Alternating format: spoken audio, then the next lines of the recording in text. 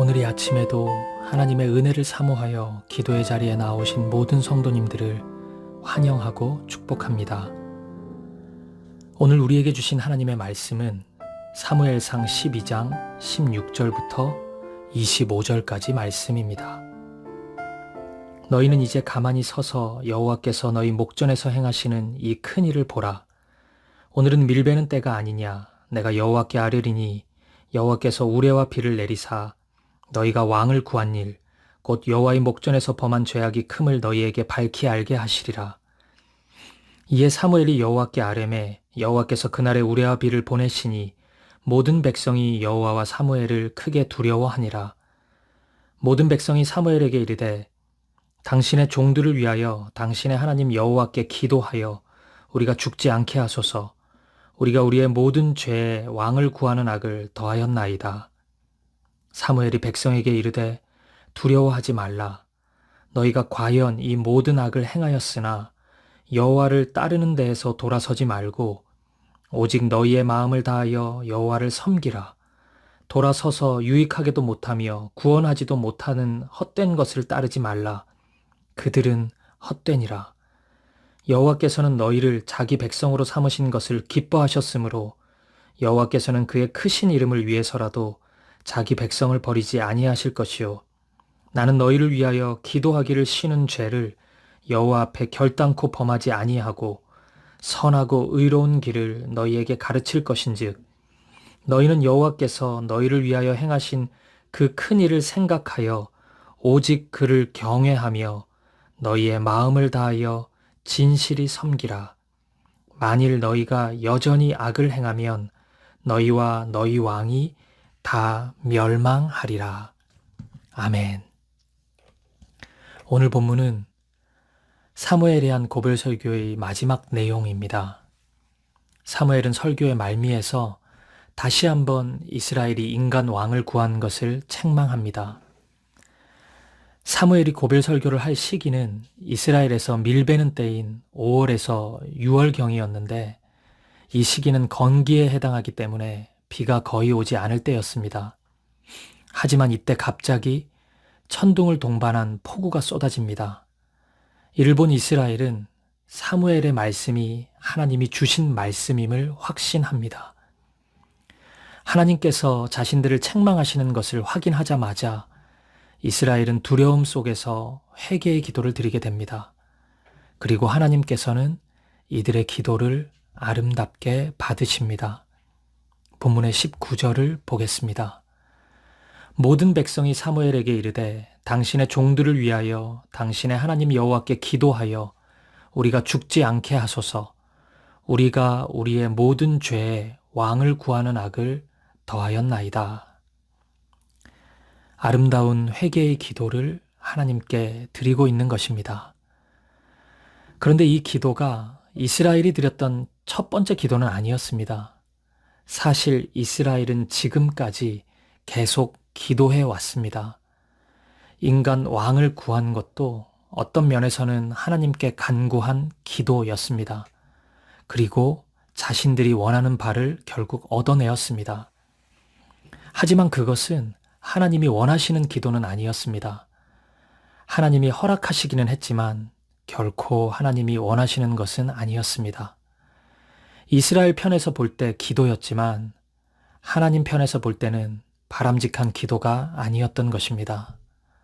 그러나 지금 드리는 회개의 기도는 다릅니다.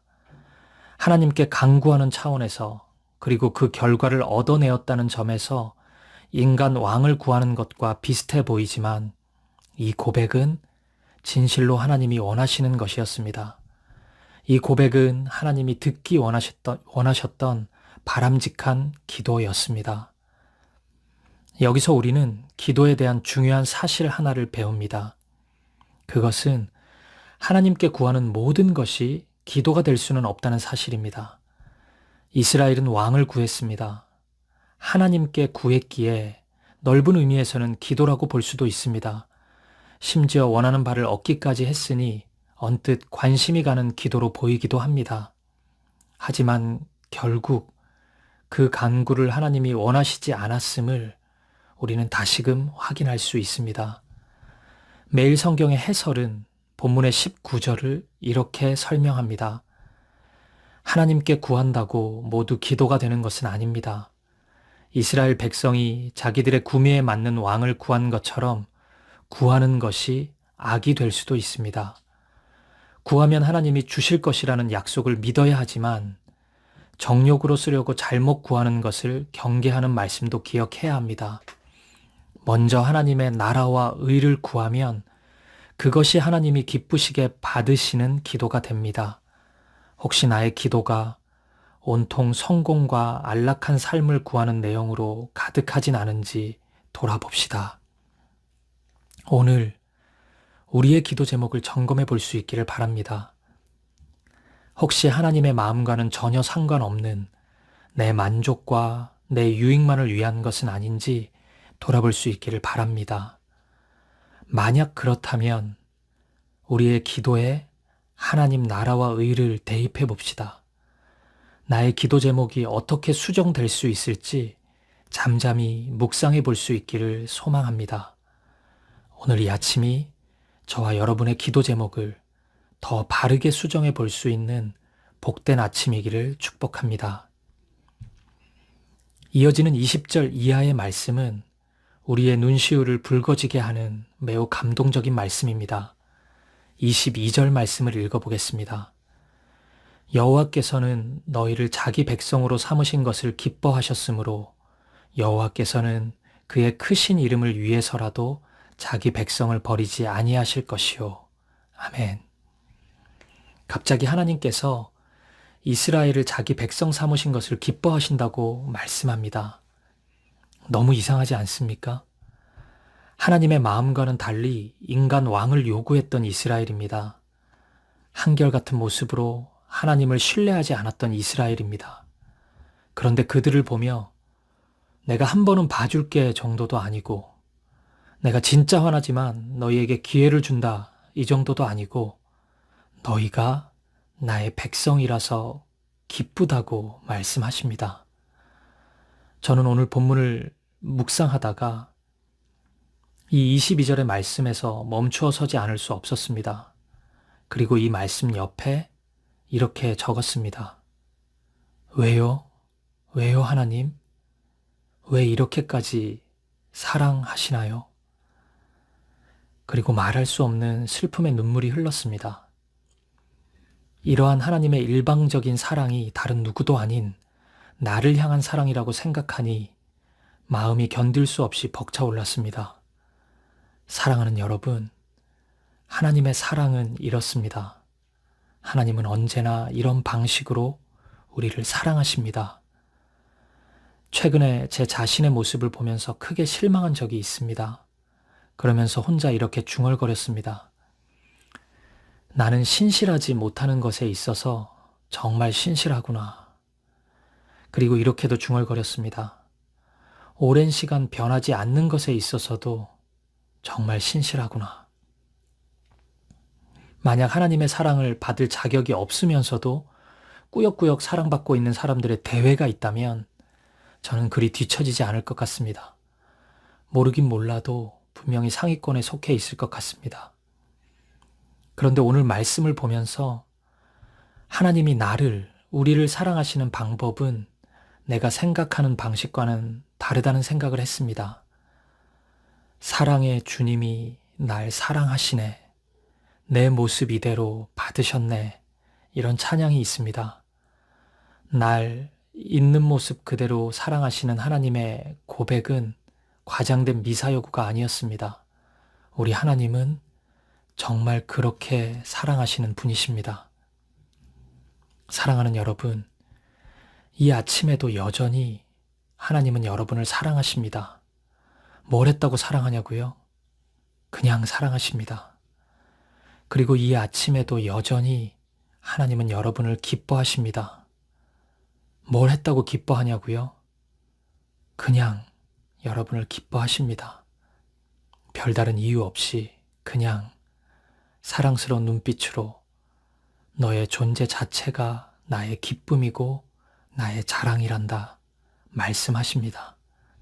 그러니 여러분, 오늘 이 아침에는 왜 사랑하냐고 묻지 마십시오. 그분의 사랑을 그대로 두십시오. 그리고 이 시간 그 사랑을 즐기십시오. 그것이 저와 여러분에게 허락된 놀라운 특권입니다. 하나님의 사랑의 품에 잠잠히 안기는 저와 여러분이 되길 축복합니다. 그리고 이어지는 23절의 말씀도 우리의 마음을 울컥하게 만듭니다. 나는 너희를 위하여 기도하기를 쉬는 죄를 여호와 앞에 결단코 범하지 아니하고 선하고 의로운 길을 너희에게 가르칠 것인즉. 아멘. 사무엘이 보여주는 사랑 또한 하나님의 사랑을 고스란히 반영하고 있습니다. 말씀대로 살지 않았던 이스라엘을 향해 너희를 위해 끝까지 기도하겠다고 약속하고 있습니다. 그 기도를 쉬는 것은 죄라고 고백하고 있습니다. 어떤 경우에도 진리의 말씀 안에 거하고 그 말씀을 가르치겠다고 약속합니다. 이런 사람, 이런 리더, 이런 동역자 한 명이 우리에게 있다면 우리는 얼마나 든든할까요? 이 말씀을 읽으며 저는 다짐했습니다. 저는 사김의 교회에서 사무엘과 같은 사람이 되고 싶습니다. 하나님이 은혜를 주신다면 꼭 이런 마음과 자세로 사역하고 싶습니다. 오늘 여러분도 함께 다짐해 주시지 않겠습니까? 여러분의 자리에서 기도하는 사람으로, 말씀의 사람으로 서 있어 주십시오. 여러분의 가정에서, 여러분의 직장에서, 여러분의 학교에서, 다락방에서, GBS 소그룹에서 그런 사람으로 서 있어 주십시오. 헌신된 여러분 한 사람으로 인해 하나님께서는 우리의 가정을, 우리의 교회를, 우리의 삶을 하나님 나라로 만들어 갈 것입니다. 오늘 본문의 말씀에 있는 22절과 23절의 말씀은 어두운 이스라엘에서 너무도 아름답게 빛나고 있는 말씀입니다. 하나님의 아름다운 사랑의 고백, 그리고 그 사랑으로 무장된 하나님의 사람 사무엘의 다짐을 듣고 있노라면 마치 우리가 천국에 있는 것은 아닌가 생각을 가지게 됩니다. 이 말씀을 듣고 이 말씀을 읽고 어찌 하나님을 섬기지 않을 수 있을까요? 어찌 20절, 21절, 24절의 말씀과 같은 헌신을 다짐하지 않을 수 있을까요? 어찌 하나님만을 사랑하지 않을 수 있을까요?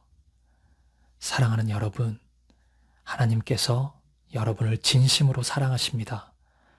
여러분의 있는 모습 그대로를 사랑하십니다. 그리고 누군가 여러분을 위해 기도하고 있습니다. 그 한 사람이 만약 생각나지 않으신다면 적어도 이 시간 저 유병희 목사가 여러분을 위해 기도하겠습니다. 그러니 여러분, 여러분의 마음을 다하여 하나님을 섬기십시오. 결코 돌아서지 말고 마음을 다하여 하나님을 경외하고 하나님을 진실히 섬기십시오. 여러분의 오늘 하루, 이번 한 주, 여러분의 평생의 삶이 하나님만을 사랑하고 섬기는 삶이 되기를 우리 주님의 이름으로 간절히 축복합니다. 기도하시겠습니다. 오늘 우리는 바른 기도를 드리고 있습니까? 어쩌면 오늘 우리의 간구는 인간 왕을 구했던 이스라엘과 같은지도 모릅니다. 그렇다면 오늘 우리가 진짜 해야 될 기도는 회개가 아닐까요? 하나님, 이 아침 하나님 나라와 의를 구하는 마음을 주옵소서. 내 뜻과 계획이 아니라 하늘의 뜻이 이 땅 가운데, 나의 삶 가운데, 우리의 가정 가운데, 우리의 교회 가운데 임하여 주옵소서. 두 번째입니다. 하나님의 아름다운 사랑의 고백을 확인합니다. 자꾸만 하나님을 떠나는 나의 미련함에도 불구하고 여전히 나를 사랑하시고 기뻐하신다고 말씀하시는 하나님의 음성을 듣습니다. 그 사랑에 걸맞게 한결같은 마음으로 하나님만을 섬기는 나의 삶이 되게 하옵소서. 세 번째입니다. 이스라엘을 위해 끝까지 기도하는 사무엘의 모습을 봅니다. 나 또한 우리 가정을 위해, 우리 공동체를 위해 기도하는 사람이 되게 하옵소서. 이 아침 기도의 중보자로 서게 하옵소서. 그리고 마지막으로 우리 개인의 기도 제목을 놓고 한 마음과 한 뜻으로 기도하며 나아가겠습니다. 함께 기도하시겠습니다.